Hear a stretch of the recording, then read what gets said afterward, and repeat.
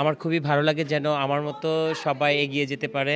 আমি যেরকম যেই পর্যায়ে গিয়েছি, আমার পিছিয়ে পড়া জনগোষ্ঠী যেন আমার মতো আমি যেখানে যেই প্ল্যাটফর্মে আমি দাঁড়িয়ে কথা বলতে পারতেছি। আলহামদুলিল্লাহ। পুরস্কৃত হতে সবসময় ভালো লাগে। আর বরাবরের মতো আবারও আমাকে যে সম্মান দেওয়া হয়েছে এপি হাউস এবং আরমান ও পলাশ দুজনকে অনেক অনেক শুভেচ্ছা, ভালোবাসা। ওদের জন্য সবসময় দোয়া। যতদিন বেঁচে আছি ইনশাআল্লাহ ওদের পাশে আছি। ওদের জন্য অনেক দোয়া করি। ওরা যেন আরও বড় প্ল্যাটফর্মে কাজ করে। এটাই আমার চাওয়া। এখানে যেইসব বাচ্চারা আছে আমার কাছে বাচ্চার মতোই, যারা এসেছে ইন্ডাস্ট্রিতে নিজেদের কিছু করার জন্য, তাদের জন্য আমার একটাই বার্তা থাকবে যে সৎভাবে সঠিক আসলে ডেস্টিনেশনটা ঠিক করে তাদেরকে কাজটা করা উচিত। যে আসলে তারা প্রপারলি কী হতে চাচ্ছে, তারা কি আসলে অভিনয় করবে না মডেলিং করবে, এটাকে ডিসিশন নিয়ে দেন তাদের ওই পদক্ষেপ অনুযায়ী ওই প্রসেস অনুযায়ী যাওয়া উচিত। এবং আমি একটা কথা মনে করি যে যেটাই করুক একটু স্কুলিং দরকার। তো এখান থেকে এপি হাউস থেকে যারাই বের হচ্ছে স্কুলিং নিয়ে যেহেতু বের হচ্ছে, ওরা অনেক কিছু জানে। সো ওরা একটু ভালো বড় বড় যারা নির্মাতা আছেন বা আরও যারা আছেন তারা যদি ওদেরকে একটু ব্যাকআপ দেয়, ওরা ভালো কিছু করতে পারবে। তো সবার জন্য আমার অনেক শুভেচ্ছা, অনেক দোয়া, ভালোবাসা। পুরস্কার পাওয়ার অনুভূতি, সম্মান, সম্মাননা, এই ব্যাপারগুলো আসলেই তো এটার জন্যই তো আসলে এত বছর যুদ্ধ করা, এত বছর স্ট্রাগল করা, এত বছর একটা পরিচিতি লাভ করার জন্য বা এই প্ল্যাটফর্মগুলা বা এই দৃশ্যগুলা লাইফে একবার দেখার জন্যই কিন্তু এত কষ্ট করা আসলে। সো আজকেও আবার তাই ঘটলো।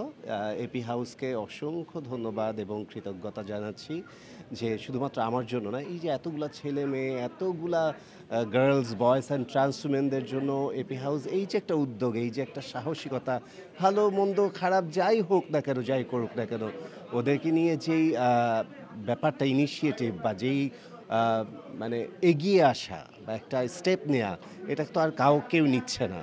সো ডেফিনেটলি এই জায়গাটা এপি হাউস আমার কাছে অনেক অনেক বেশি সম্মানের এবং অনেক বেশি সংবেদনশীল এবং অনেক বেশি আত্মার আর কি।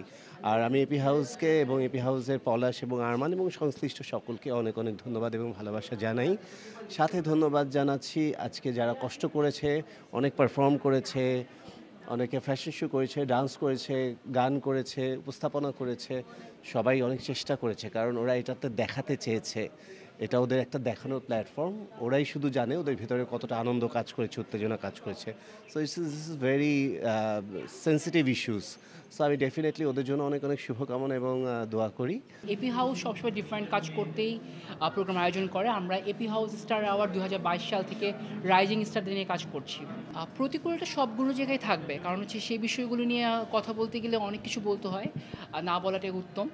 তবে বলবো যে আমাদের মাথার উপরে যারা ছাদ, মানে আমাদের যারা অ্যাডভাইজার হিসেবে আছে বা আমাদের সবসময় হেল্প, মেন্টালিটি এবং সাপোর্টের দিকে কাজ করা আছে, অবশ্যই আমার ডান পাশে হুরডাম বুবু আছে, আডলফ খান ভাইয়া আছে, আন্না আপু আছে, সাদিস্তিক স্যার আছে, তারপরে আরপেল ভাইয়া আছে, আরও অনেকে আছে যাদের কথা না বললেই না।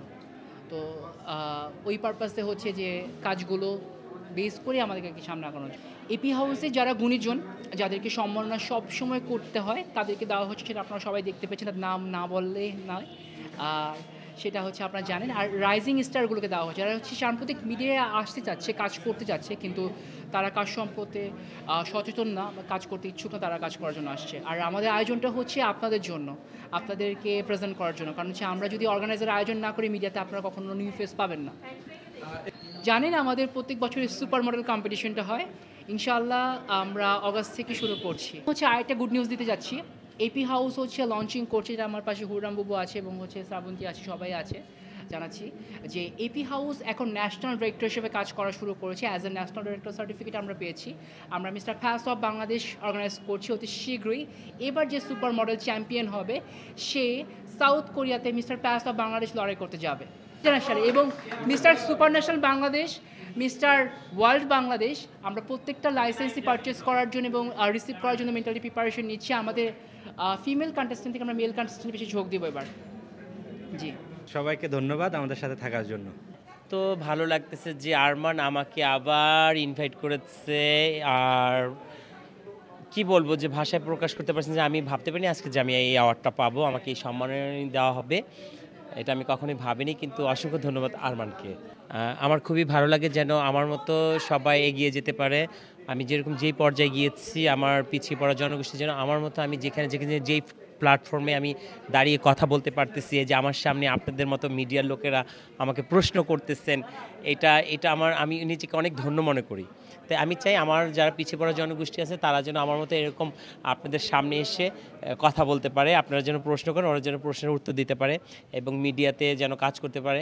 আরমান আর পলাশ, এই দুজনকে অসংখ্য ধন্যবাদ জানাই যে ওরা আমাদের পিছিয়ে পড়া জনগোষ্ঠীকে ওরা এগিয়ে নিয়ে যাচ্ছে। আগামীতে আরও কিছু করবে, তারা অবশ্যই দেখিয়ে দিবে আপনাদেরকে। কেমন লাগছে এই ধরনের প্রোগ্রামে? হ্যাঁ, ফার্স্ট টাইম আমার আসা, এর আগে আসা হয়নি। এবিপি হাউস অনেক সুপার মডেল, অনেক সুন্দর লাগছে। আর সবাই বেস্ট বেস্ট কনসার্ট দিয়েছে, ডান্স দিয়েছে, মডেলিং করেছে। আমরা আরও চেষ্টা করব যে প্রথমে লাস্ট টাইমে, সেকেন্ড টাইমে আমরাও আসি, আরও আসুক সবাই। খুব ভালো লাগছে আমাদের এখানে এসে। সবার জীবনে আসা সবাই পায়, সেটা তো একটা আনন্দ।